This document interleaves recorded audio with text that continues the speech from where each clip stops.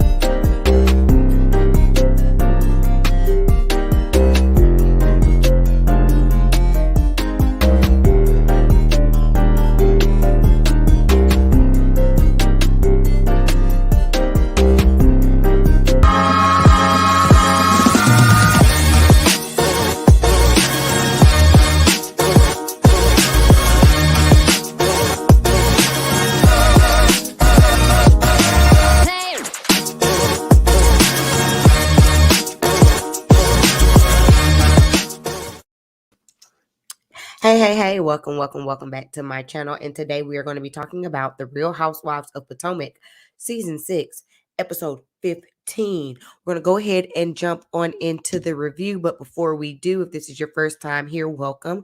Please do not forget to like the video. Make sure you hit that subscribe button if you enjoy this type of content, because I like to give you my reality show reviews as well as a lot of beauty content over here on this channel. All right, we are streaming on Facebook, YouTube, and on Twitch. So wherever you're from, drop into the comment section, say hey, and let me know where you're viewing from. And we're going to go ahead and get into tonight's episode. Wasn't a whole lot that I really wanted to talk about, but we're going to get through it, get to it, and that'll be that. So we start off the episode where last one ended. Candace just left from the table. She's finally checking on Chris. It took her forever to go check on her husband. And he's saying that he wants her to be the bigger person. Meanwhile, at the table, everyone's talking about how raggedy this trip has been so far because of all of the drama and commotion of the ladies and how they can't take them ladies nowhere, okay? On the end of the table, though, we see the green-eyed bandits discussing finding a hotel. Apparently, the nearest hotel is like 30 miles away or something. The nearest Marriott, at least, is about 30 miles away. Now, they can get them a little 2.5-star hotel, but for that, you can stay in the attic where you're at, okay? Uh, they end up leaving and getting on the bus. I believe it was Karen was like, this whole thing was so embarrassing because they did just show out in these people's restaurant. Y'all can't even have a good doggone dinner, okay? Karen said, so they get on the bus and they're talking, and I'm just tired of Robin complaining. That's what I put in my notes. Robin's talking about how her cycle is so bad and it's been so much worse since she's had kids and all this kind of stuff. And I'm just thinking to myself, Robin, you are a 40-plus-year-old woman. You've been having a cycle for at least 25 years. Why are you this affected at this point? Why do we have to hear about it? Why are you complaining about it? Karen says that Robin just looks miserable and maybe Juan should visit, even though he's not going to stay. Maybe he could just stop by for a little while and that would make her feel better. Is Juan coming? In the words of Alexander Rogers, of course not. Juan ain't coming on this trip. And what's her name? Robin can say all she wants, how she's happy that he's not there for whatever reasons, or even speculate about what would happen if he had come. One ain't coming. One barely want to be with you, let alone be on this show. Let's just call a spade a spade. Let's just call a thing around here, okay? And so while they're on the bus, we have further inappropriate conversation. Now, y'all remember last week we was having conversation about a whole bunch of, about tea bags, about salads, a whole bunch of things that we really did not want to picture or imagine as it pertains to these women and these couples. This week we get G talking about his erection. I say, G, no. We don't want to know because he says when he gets home, he's owed a little piece of tail. Okay. Mia was like, is that all I am? A little piece of tail? Well, Mia, according to your old profession, possibly. I'm sorry, no. Of course not. You were an entertainer. Okay. But anywho, and so they end up getting on this conversation and G makes a comment like Eddie and Chris could learn something. Candace was like, no, Chris is good over here. His brown is good over here. And some kind of way, Chris stands up to act like he was finna pull down his pants and show the group, do a little show and tell of his brown member. And Candace jumped up so quick. Did y'all see Candace's face? Chris better sit it down. Okay, Chris was finna get snatched up just then, and he didn't even know it. Oh, my bad. I'm messing with stuff. Chris was finna get snatched up and didn't even know it. But then that prompted Eddie to be like, oh, is this like a not Eddie, but Gordon to be like, oh, is this like a show and tell type of thing? And now he gets up, and I'm just sitting up here like, I need for all of you men to keep everything in your pants, please and thank you. No one wants to see it. Eddie looked like he was traumatized. Gizelle said she was traumatized. I need everybody to go home and go to sleep. Okay, how about that? Now, when all of this, and honestly, it was just people joking. It was all in good jokes and fun.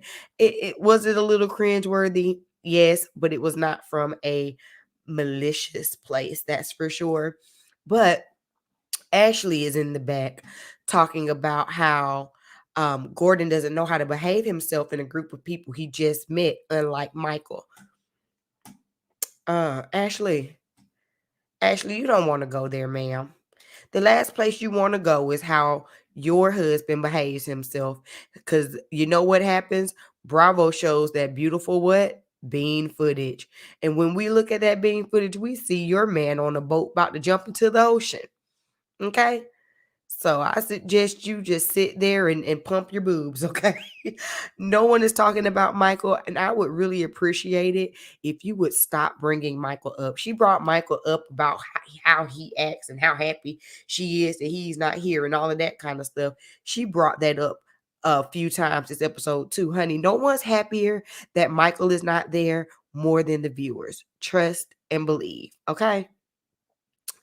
Anyway, um when everyone gets back to the room, everyone's getting settled. We see Chris in the room with Candace, and he's basically checking Candace, saying that, he was starting to turn over a new leaf with her. Things were going decent on the trip, and he just wants them to essentially get along. Candace says that she's not going to say anything else. She's done with it, no matter how Ashley pokes her. And Chris says Ashley really is not that bad.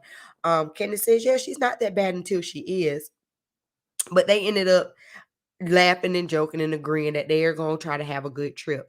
The one thing I'm going to say about this scene is, why do they keep zooming in on Chris's drink? That is quite aggravating to me. It's like they're trying to slick spin a narrative without saying it when it comes to Chris's drinking. And this is a grown man having a nightcap in his room. Why did they zoomed in on his drink about 2 or 3 times? And honestly, it's pissing me off. It's pissing me off. I don't know. Y'all tell me what y'all think down in the comment section. So, like I said, everybody else is doing what they need to do to get ready for bed. And then we see the green-eyed bandits deciding that they're finna leave like a thief in the night. It's already midnight, but they just cannot stay here because there is no bathroom in their room. Gizelle, do you even have a working bathroom in your construction site? And Robin complains about how she cannot be in a house with no bathroom from herself when there's men in the house. Robin, don't you live with nothing but men? Like, don't you have a husband and 2 boys? Like, you're surrounded by males. Like, you're the only female. Why is it such this thing for you to, oh my God, I have to use the bathroom around men? And didn't Ashley offer for y'all to use her bathroom? So that would have been 3 women using the bathroom, right?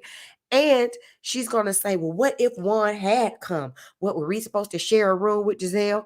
Well, first of all, let's not have wishful thinking because we all know one isn't coming. And I'm sure that your good girlfriend, Ashley, would have been willing to trade rooms with you had one actually came. But that's not something that we ever have to think about now, is it, Robin? They got on my nerves so bad. They got on my nerves so bad because, number one, these are the main 2. Have they ever hosted a cast trip? Think about it. Think about it.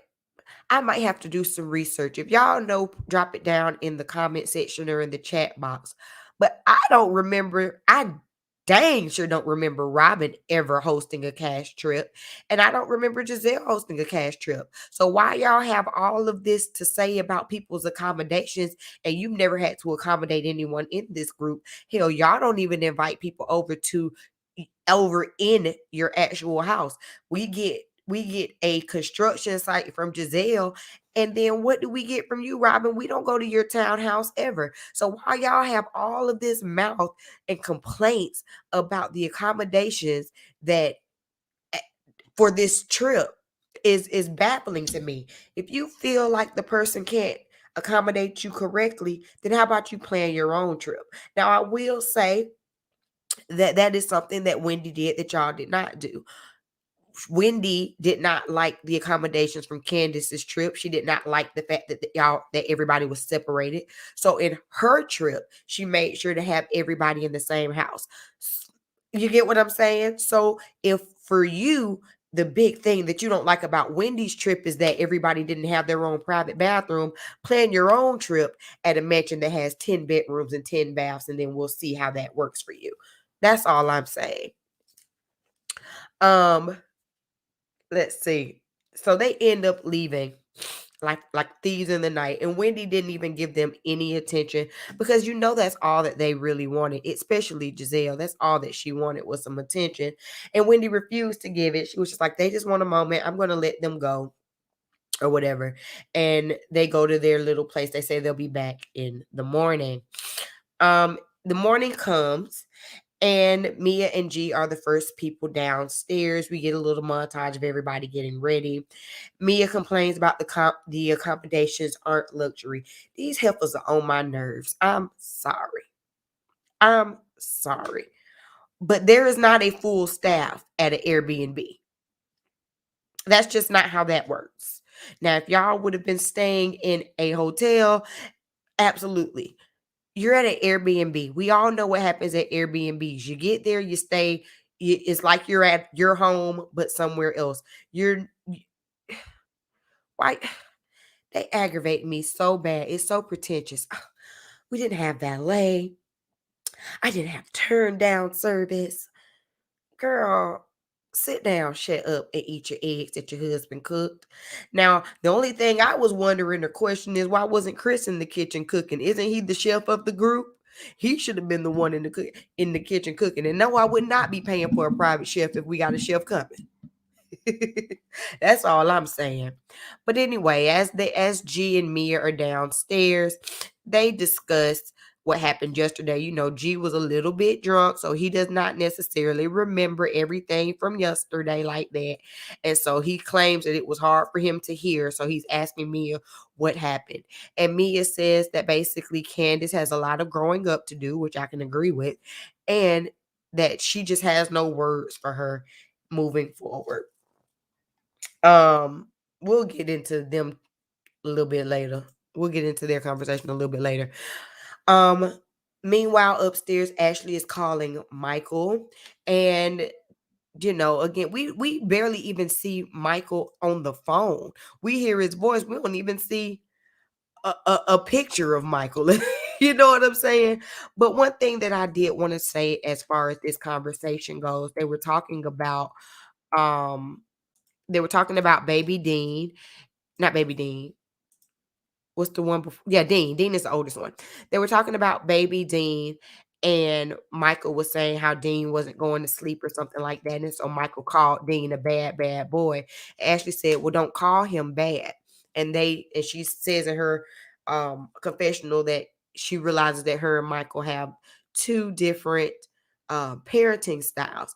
And I completely agree with that. I agree with Ashley. I don't agree with Ashley on a lot of things. Let's make that clear. But I do agree with Ashley on that. I don't believe in speaking that type of stuff over your children. I don't believe in, oh, you're bad. Oh, you know what I'm saying? Like those type of negative things. I don't like to say that over children because I feel like it's life and death lies in the tongue. And so you definitely don't want to speak that over your child. Don't get me wrong. Every now and then I'm like, oh my God, you're acting like a gremlin. But I'm not going to sit up here and just be calling him bad. And, but Michael's, I guess, thought process is either you're good or you're bad, which like I said, I agreed with Ashley in that conversation. Anyway, after that conversation, she comes downstairs. Everybody's kind of getting downstairs to eat breakfast. And we see Ashley calling Gizelle to see when she would be to the house. And Gizelle says that, she'll be there. And she'll be there. They will be there shortly. And Karen says that they had some antics. They were just showing out last night. Gizelle tries to blame the fact that they left on the fact that Wendy was not being a good host to them, and Wendy didn't even speak to them. And Wendy's standing right there, and she's like, that's a lie. Not only did I speak to you, I came into y'all's room and greeted y'all. So all I'm going to say is don't lie. And that is true. What more did Gizelle want of Wendy to do? Y'all let me know. Y'all drop down in the comments. Y'all let me know. Because I don't see where Wendy did anything wrong. She came in with a positive attitude when she saw that they were there. Mind you, no one even thought that they were coming. They were the main ones saying that they were not coming. And then, like I said, she greeted you. What was she supposed to do? Call your contractor from the construction house and have them build a bathroom up there? And like Wendy said later on in the episode, this vacation was booked before you broke your toe. So what is she supposed to do about it? She didn't pick the rooms. She didn't assign the rooms. She let everybody pick on their own. How about you talk to your good girlfriend Ashley then and see if um she would want to switch rooms with them. You get what I'm saying? If I were Wendy, I would not care anything about their feelings, how aggravated they are that they left. I would not have cared because honestly, I didn't think they were coming to begin with. You get what I'm saying? Bye. Bye, Green Eyed Bandits. Take your negativity and take it to the hotel, as far as I'm concerned. Um, let's see. After their little exchange on the phone, with who is it? Gizelle said something like she's just so mean or something like that. No, Gizelle. No. Uh-uh. We ain't gonna accept that. Because you sat up there and you tried to make a dig because you didn't know that she was standing right there, and you were trying to make a dig and make it seem as though Wendy was shading y'all, and she really did not, honestly. I don't think that there was, she could have said something. She could have shaded her. I don't think that she did. And it's sometimes more adult to just not engage with people than it is to engage with them. And I feel like the fact that she even came into y'all's room and tried to speak, and then the first thing you do was take a little sideways comment when she did come in, speaks more about you than it does about her. Y'all can tell me what you think down below in the comment section, but y'all already know I do not see it for Gizelle, have not seen it for Gizelle, will not see it for Gizelle, ain't gonna see it for Gizelle, and that's just the end of that. And because I don't see it for Gizelle, Robin is lumped up in there because she's lumped up in Gizelle's butt. Moving on. Ray finally arrives to the Eastern Shore. We know that Karen is happy to see him, and she gives him the rundown on what happened the day before about the salads being tossed in the kitchen, the plates being broken, it just getting not so nice. And for some reason, she feels like uh Ray will help calm I don't know. Ray will help calm the trip down or something. I don't know. Ray did bring a little bit of levity into the trip later on when he jokes on Gizelle. So it's nice to see Ray there. It's nice to see people with their husbands on this trip because we have not seen like a cast trip with the husbands in a long time. And that's all across, well, yeah, that's across all the franchises. We haven't seen one in a while. So that was actually really, really nice to see. Gizelle and Robin end up getting there, and that's when Ray makes a joke about Gizelle hurting her foot. And he was like, Karen, Gizelle tells me that you're the reason why she hurt her foot. What, you missed her neck? Funny. It was funny. So, Ray makes a little joke about Gizelle. Gizelle makes a little joke about Ray in the confessional. Now it's time to get on the boat. Side note, Escala, yes. Yes, ma'am. Yes, ma'am. You were giving me Hamptons. You were giving me I am ready to sell, honey, with your Versace scarf and such. Escala be giving us the looks, honey. She really, really does. So we get on the boat. It's a really nice boat from what we can see. They have some accommodations with the libations of the liquor. They also have little snacks and things like that. And so Robin and Escala go downstairs to get them a little plate and to talk. And Escala says that, she kind of feels a little awkward because she's building a friendship with Wendy. And it's weird that, the person who brought her into the group and Wendy are starting to, like, they're clashing or whatever. And Robin says that she doesn't know if she actually likes Wendy anymore. The Wendy that she met last season, she's unsure if she made a good call about her. She feels like every time they talk, it's combative and it's a debate, and she just doesn't want to debate with Wendy. Therefore, she's going to keep their interactions to a minimum. And I do think part of when Wendy discusses things with them, it is part of a debate that could be coming from her, CNN training. However, I think another part of the reason why why Robin doesn't want to talk to Wendy is because Robin realizes that she really doesn't have any true beef with Wendy. And if I continue to stir things up, then it just shows like how this is petty. Like I'm just being extremely petty. Hi, Alethea. Yes, I'm back. I was like, let me just go ahead and give this review to y'all real quick, like, you know what I'm saying? So I can relax tomorrow. But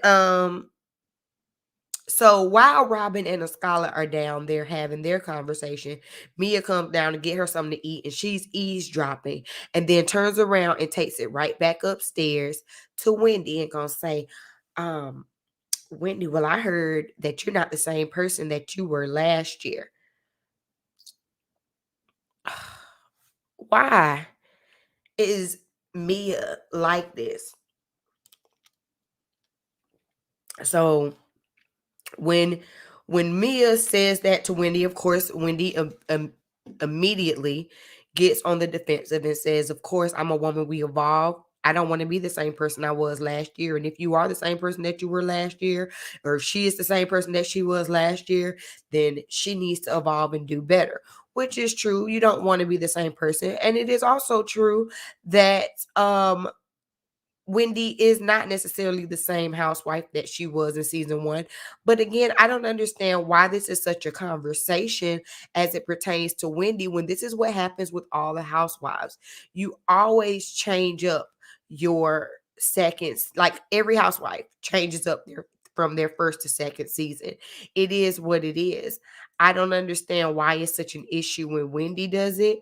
And I feel like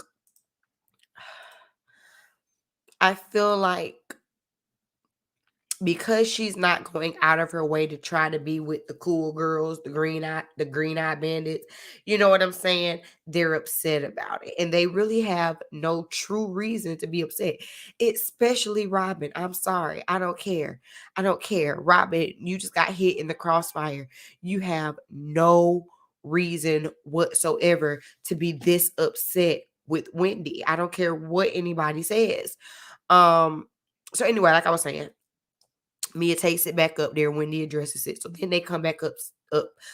Robin and a scholar come back up to the top of the boat. And then Mia brings it up because Mia is messy AF. And she's like, oh yeah, we're glad to see you back, friends. Well, some of us more than others, probably not Wendy. Why are you even doing all of that? So they bring it, and then they realize that Mia did what she does, which is put 20 on 10. Excuse me. And her game of telephone is exhausting. But I found it interesting that in the confessional, Gizelle was like, "Oh, Mia, you just gotta love her. Do you? You love Mia now, Gizelle? That's interesting. We'll see how long that lasts. It's interesting. Y'all tell me what y'all thought about that. I was just like, I don't know. I feel like the thing about Mia is this entire season, she's just been trying to get in where she could fit in. It gives off really I want to be chose type energy. Y'all feels me? And that's what I don't like about her. And then on top of that, again, you're putting 20 on 10 on situations and on conversations and all that kind of stuff. Like, I wouldn't believe anything Mia says. I wouldn't believe anything Mia says at this point. Just because every time she relays a message, it has extra stank on it. I don't see it from Mia. I've been said that though. But this ends up opening up a conversation between Wendy and the Green-Eyed Bandits and the fact that they left. And there was no real reason for them to leave, like I said, besides the fact that they just wanted to be petty. And if you wanted to act like that, then you shouldn't have come on the trip. All that does is further solidify in my head that the producers forced them to come on the trip. So they came so that they could get their check, but in all actuality, they had no intention of participating fully in this cash trip. That's all that says to me. Y'all can't tell me anything different. That's what that says. They say that they don't feel the way that they left, and no one checked on them when they left. So what difference does it make? Now, apparently, they're in the group text. A scholar asked if they were okay. They said they were fine. What more checking up do you want? Did you want somebody to beg you to stay to the house? Because ain't nobody finna beg you to stay to the house, Gizelle nor Robin. Either you gonna stay and participate or you're not. Kick rocks, okay? Kick rocks. Um, they have a little conversation, like a little back and forth. And Wendy says that as an adult, you know where people are in your life and you just place them. And I completely agree. And I think that is what bothers Gizelle the most, or you could group them together. You know, we group them together, but that's what bothers them the most because Wendy is not giving them all the energy that they necessarily want.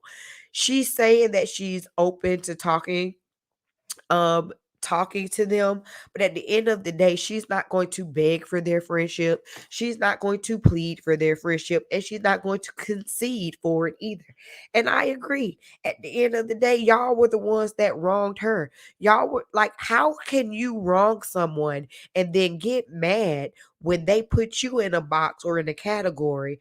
Like, I'm not gonna deal with this person anymore. It only took Wendy one time to get wronged by you for her to decide, I'm not going to continue to do this. So how do you get mad about it? It doesn't make sense to me.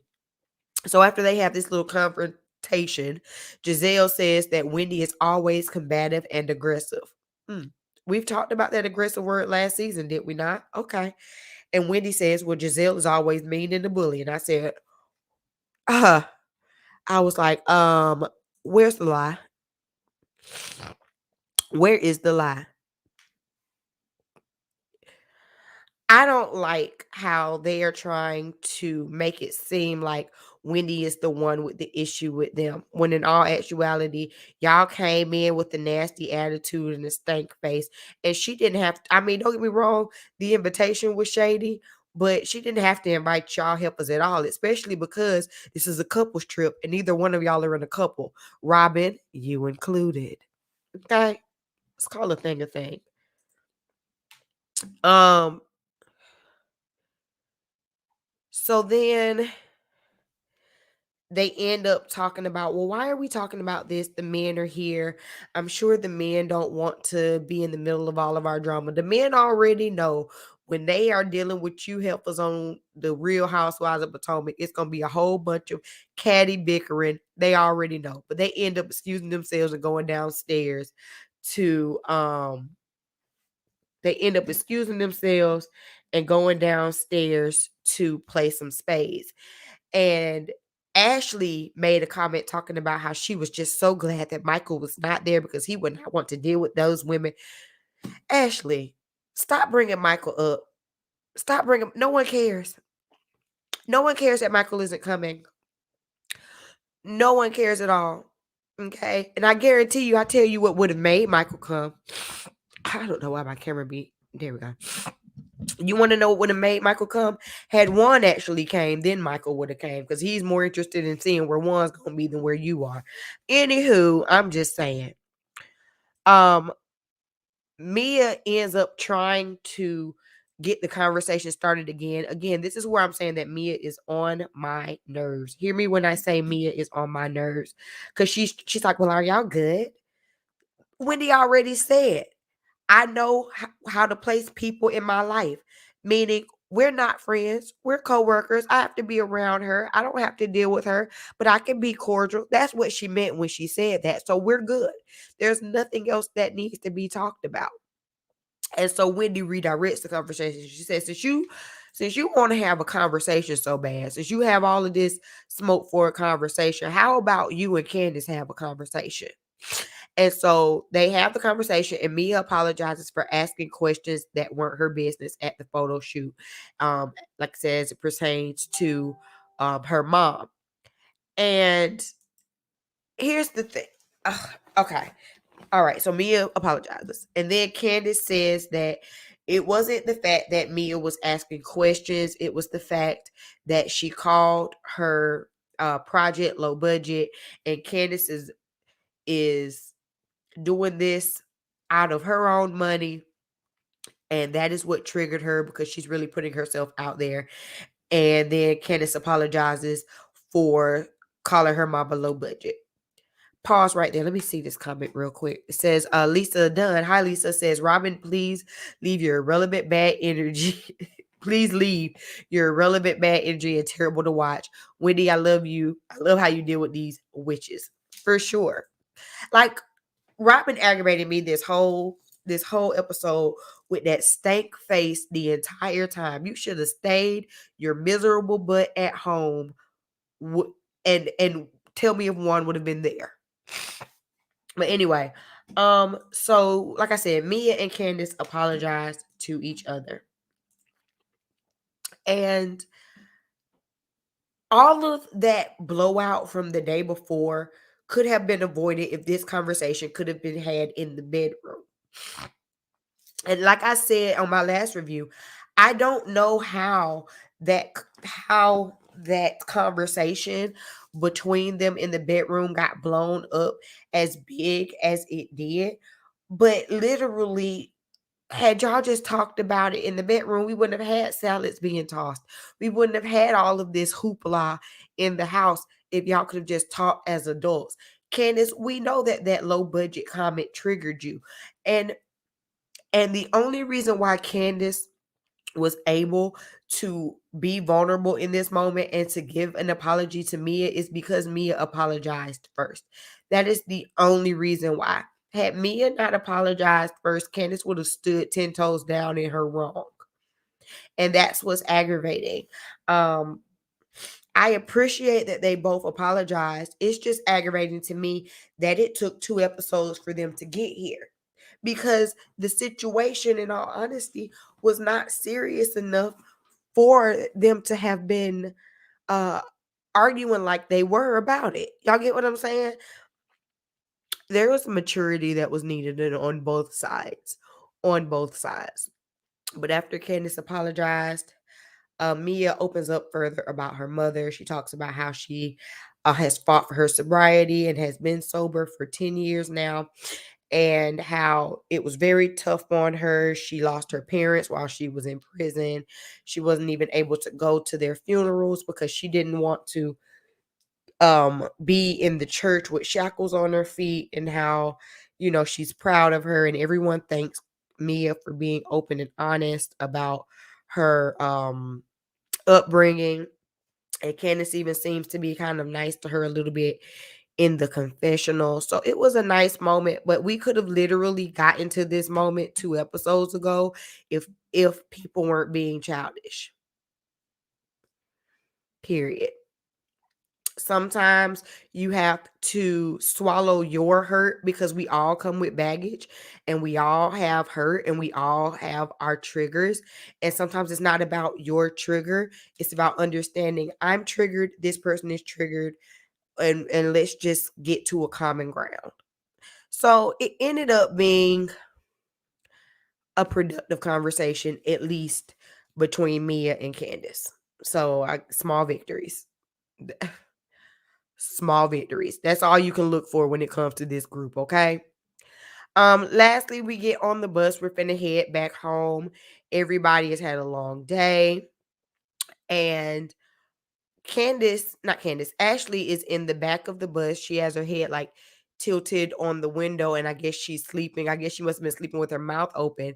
And G makes a joke about how Ashley is looking funny over there asleep, with her head banging against the glass. And for some reason, Ashley just took that so serious. Like,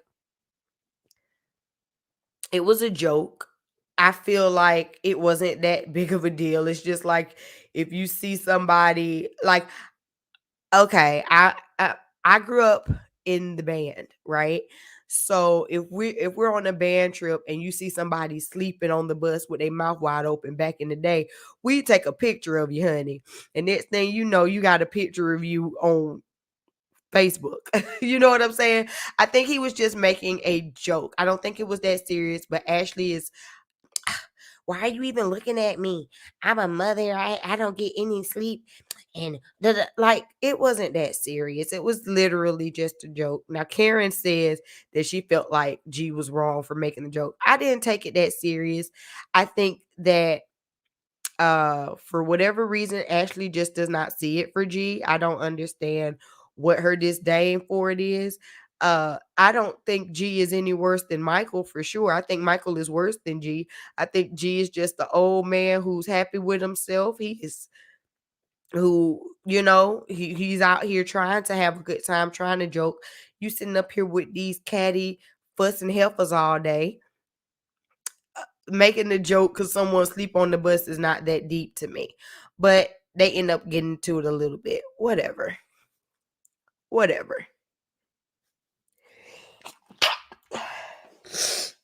Oh, excuse me, y'all. Give me a second.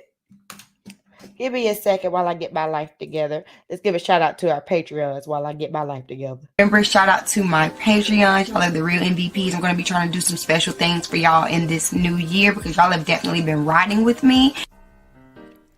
If you would like to join my Patreon, it's very simple. All you have to do is go to www.patreon.com/bstokestyling and make your pledge. $5, $10, or $25.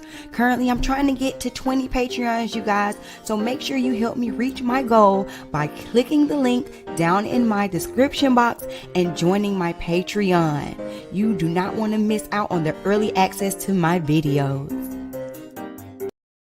But that's it. That's all. That is all we have to talk about for tonight's episode of Real Housewives of Potomac. Like I said, it was a little bit of a fillerish episode, but Potomac has been giving it to us all season long, so I'm not too mad about it.